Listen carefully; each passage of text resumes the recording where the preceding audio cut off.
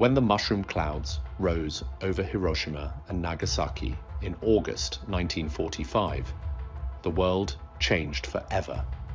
And at the heart of that transformation was a single aircraft, the Boeing B-29 Superfortress. It was the most advanced bomber of its era, the most expensive, the most powerful. It had burned Japan's cities to ash, carried the atomic bomb, and helped force an empire to its knees. But when the war ended, America faced a question no one had expected to ask. What do you do with nearly 4,000 of the world's most sophisticated killing machines when the killing stops? The answer would reshape American air power, ignite a new conflict on the other side of the world, and quietly fade into legend, leaving behind a legacy most people never knew existed. This is the untold story of what really happened to America's B-29 Superfortress after World War II. The giant that won the war. To understand what happened after the war, you first need to understand what the B-29 represented. It wasn't just another bomber. It was a technological marvel, a machine so advanced that its development cost nearly as much as the Manhattan Project itself. Pressurized cabins allowed crews to fly at altitudes where enemy fighters struggled to reach them. Remote-controlled gun turrets, linked by an early analog computer, meant gunners could track targets with unprecedented precision. 4 massive Wright-R 3350 engines pushed the Superfortress to speeds exceeding 350 miles per hour, faster than many fighters of the early war, and its range, over 3,000 miles, meant it could strike deep into enemy territory and return home. In the Pacific, the B-29 became the instrument of Japan's destruction. From bases in the Marianas, wave after wave of superfortresses unleashed incendiary raids that turned Japanese cities into infernos. Tokyo, Osaka, Nagoya, Kobe. Hundreds of thousands died in the firestorms. Then came the final blow. On August 6, 1945, a lone B-29 named Enola Gay dropped a single bomb over Hiroshima. 3 days later, Boxcar did the same over Nagasaki. The war ended 6 days after that. The B-29 had become the sword that ended the most destructive conflict in human history. But victory brought an unexpected problem. America had built a fleet of nearly 4,000 B-29s. Factories were still churning them out when Japan surrendered. Thousands of aircrew had trained to fly them. Entire logistical networks existed to maintain them, and suddenly they had no enemy left to bomb. For a brief, strange moment, the Pentagon stared at the largest and most expensive bomber force ever assembled and asked, "What now?" The Great Purge. The answer came swiftly, and it was ruthless. Within months of Japan's surrender, America began dismantling its wartime bomber force with shocking speed. Production lines shut down almost overnight. Factories that had hummed with round-the-clock shifts fell silent. And the bombers themselves? Most were flown to vast desert storage facilities, places like Davis-Monthan Field in Arizona and Walnut Ridge in Arkansas, where they sat in endless rows under the scorching sun. Thousands of B-29s, wingtip to wingtip, as far as the eye could see. Crews stripped them of useful parts, engines, instruments, anything salvageable. Then came the scrapping. Workers attacked the aluminum airframes with cutting torches, reducing billion-dollar machines to piles of scrap metal. The aluminum was melted down and sold. Some of it became cookware. Some became car parts. The bombers that had incinerated cities were reborn as suburban American life. For the men who had flown them, it was surreal, almost insulting. One veteran recalled walking through a salvage yard in 1947 and seeing his old bomber, the one that had carried him through 30 missions over Japan, being chopped apart by teenagers with blowtorches. "It felt like watching an old friend die," he said. By 1948, over half of America's B-29 fleet had been scrapped or mothballed. The age of the superfortress, it seemed, was over. But fate had other plans. Because while America was busy dismantling its bomber force, tensions were rising on the other side of the world. And soon, those same B-29s, condemned to rust and ruin, would be called back into service for a war no one had expected. The Cold War rises. The victory celebrations had barely ended when a new threat emerged: the Soviet Union. America's wartime ally had become its greatest adversary almost overnight. Joseph Stalin had no intention of relinquishing the territories his armies had seized in Eastern Europe. The Iron Curtain descended across the continent. And in Washington, military planners realized with growing alarm that the United States had dismantled its military too quickly. The atomic bomb had given America a temporary monopoly on ultimate power, but there was only one bomber capable of delivering it: the B-29. Suddenly, those desert boneyards didn't look like graveyards anymore. They looked like strategic reserves. The surviving B-29s, those that hadn't been scrapped, were pulled from storage, inspected, refurbished, and returned to active duty. New crews were trained, new squadrons formed, and the Strategic Air Command, or SAC, was born. Led by the uncompromising General Curtis LeMay, the same man who had orchestrated the firebombing of Japan, SAC became America's nuclear sword, and the B-29 was its blade. Throughout the late 1940s, B-29s stood on constant alert at air bases across the United States and around the world.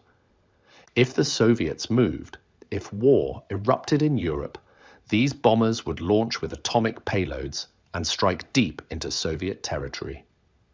For a few years, the B-29 held a unique place in history. It was the only aircraft capable of ending civilization. But even as it stood guard over the fragile peace, a new conflict was brewing. One that would call the superfortress back into combat. One last time. Thunder over Korea.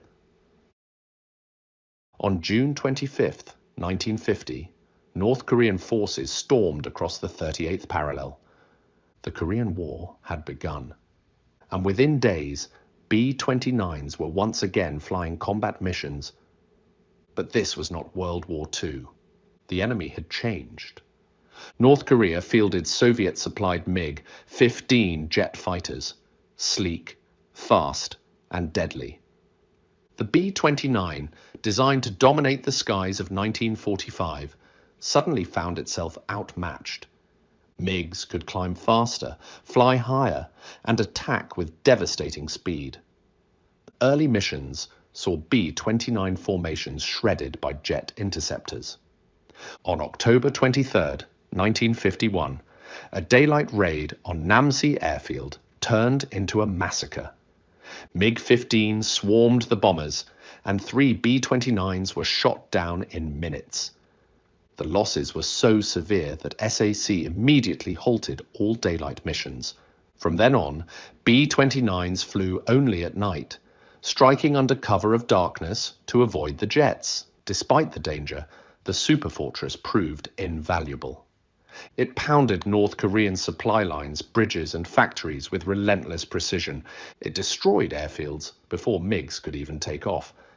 And in the winter of 1950, when Chinese forces flooded into Korea and threatened to overrun United Nations troops, B-29s hammered their supply columns and slowed the advance. But the cost was high.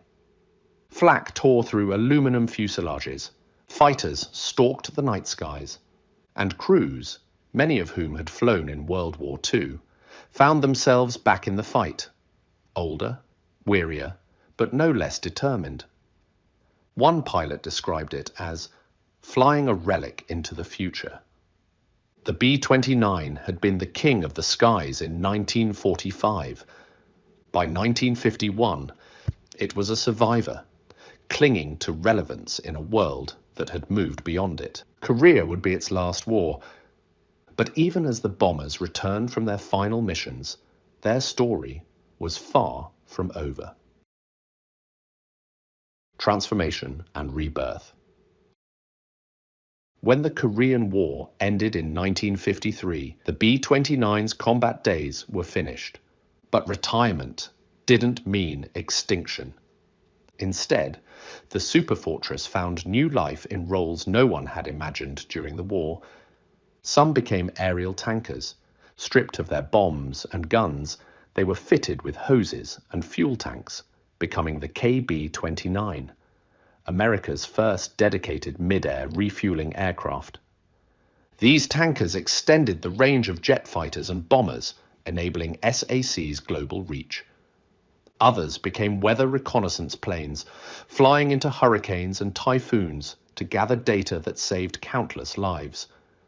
Some were converted into rescue aircraft, their bomb bays filled with lifeboats and survival gear, ready to pluck downed pilots from the sea. A handful became test beds for experimental engines, radar systems, and weapons. One B-29, modified with massive turboprop engines, became the XB-44, a glimpse of the future of aviation. And then there were the drones. In one of the strangest twists of the Superfortress story, dozens of war-weary B-29s were converted into QB-29's remote-controlled drones. These ghost bombers were flown by radio, sent into atomic test sites to sample mushroom clouds, or used as targets for new air defense systems. They flew their final missions without a single soul aboard, piloted by invisible hands, sacrificed in the name of progress. It was a fitting, if eerie, end for machines that had once carried men into the most dangerous skies on Earth. But even as the last B-29s faded from military service, a few would be preserved, saved from the scrapyard, kept alive not as weapons, but as memories. Ghosts in museums. Today, fewer than 30 B-29 superfortresses remain in existence. Most are museum pieces, carefully restored and displayed as monuments to a bygone era. Enola Gay, the bomber that dropped the atomic bomb on Hiroshima, sits in the Smithsonian's National Air and Space Museum. Visitors stand beneath its wings in silence, confronted by the terrible weight of history. Bockscar, which bombed Nagasaki, rests at the National Museum of the United States Air Force in Dayton, Ohio.